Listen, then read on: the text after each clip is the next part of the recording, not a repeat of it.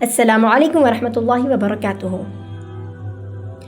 ایک دفعہ حضور صلی اللہ علیہ وسلم مسجد میں تشریف فرما تھے۔ ان کے ارد گرد صحابی بیٹھے ہوئے تھے۔ حضور صلی اللہ علیہ وسلم نے کہا کہ ابھی اس دروازے سے ایک جنتی آئے گا۔ ایک صحابی آئے جن کے ہاتھ میں جوتا تھا، داڑھی میں سے وضو کا پانی ٹپک رہا تھا۔ وہ صحابی اندر آئے۔ اگلے دن بھی حضور صلی اللہ علیہ وسلم نے کہا کہ اس دروازے سے ایک جنتی آئے گا۔ پھر وہی صحابی دروازے سے اندر داخل ہوئے۔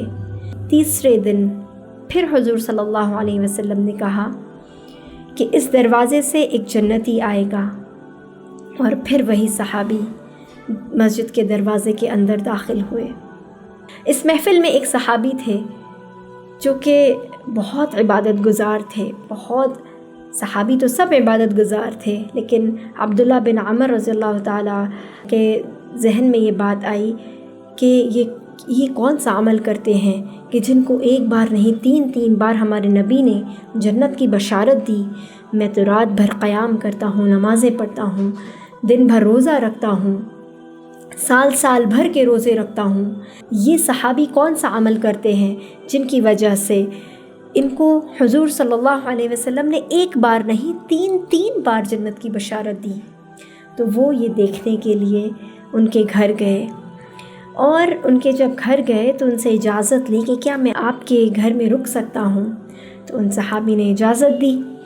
اب جب وہ ان کے گھر میں رکے تو رات میں انہوں نے جب لیٹ گئے پلنگ پر اور چادر اپنے اوپر اوڑھی، اب چادر میں سے وہ جھانک کر دیکھتے تھے کہ یہ صحابی کون سا عمل کرتے ہیں، جھانک کر دیکھتے تھے، چادر ہٹا کر دیکھتے تھے کہ یہ کون سا عمل کرتے ہیں، چھپ کر دیکھتے تھے۔ تو دیکھا ان صحابی نے دعا پڑھی اور سو گئے۔ ساری رات سوتے رہے، صبح فجر کے وقت اٹھے، فجر کی نماز پڑھی۔ اگلے دن وہ ان کے گھر گئے، انہوں نے کہا اب آج دیکھتا ہوں کیا عمل کرتے ہیں۔ پھر وہ ان صحابی نے دعا پڑھی، سو گئے، جھانک کر دیکھتے رہے، اب کچھ عمل کریں گے۔ پھر انہوں نے تیسرے دن کے بعد ان سے رہا نہیں گیا، اور انہوں نے ان صحابی سے پوچھا کہ آپ ایسا کون سا عمل کرتے ہیں کہ حضور نے آپ کو جنت کی بشارت دی؟ تو انہوں نے کہا کہ میں تو ایسا کوئی عمل نہیں کرتا، میں تو نمازیں پڑھتا ہوں، روزے رکھتا ہوں، رات میں سو جاتا ہوں، صبح اٹھ کے پھر نماز پڑھتا ہوں۔ حضرت عبداللہ بن عمر جانے لگے تو انہوں نے آواز دے کر کہا رکو ایک منٹ، ہاں میں ایک کام ضرور کرتا ہوں، جب رات میں سوتا ہوں تو اپنے دل کے اوپر ہاتھ رکھا اور کہنے لگے جب میں رات میں سوتا ہوں تو اپنے دل میں سے کسی کے لیے بھی کینہ، بغض، نفرت، کوئی بھی غلط بات اگر کسی کے لیے بھی میرے دل میں ہے اس کو نکال کر سو جاتا ہوں۔ اپنے دل سے کسی کے لیے کوئی نفرت نہیں رکھتا ہوں۔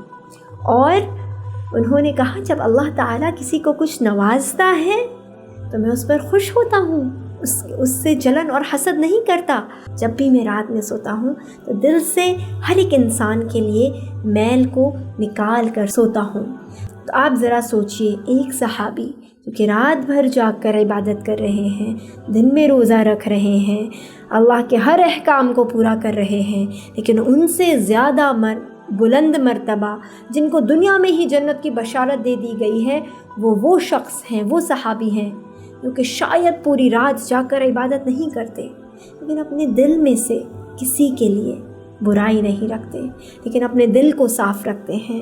آج کے ہمارے زندگیوں میں بہت ضروری ہے کہ ہم دوسروں کی خوشی میں خوش ہونا سیکھیں، دوسروں کے غم کو بانٹنا سیکھیں۔ آج ہم دوسروں کے غم پر ہنسی اڑاتے ہیں، دوسروں کی خوشی میں ہمیں تکلیف ہوتی ہے، دوسروں کی ترقی میں ہمیں تکلیف ہوتی ہے، تو ہم کون سی زندگی بنانا چاہتے ہیں؟ یہ زندگی چند لمحات کی ہے، کچھ سالوں کی ہے، یہ ختم ہو جائے گی، لیکن آپ کے اعمال، آپ کی اچھائیاں، آپ کی سچائیاں وہ ہمیشہ آپ کے اس دنیا سے جانے کے بعد بھی رہیں گی۔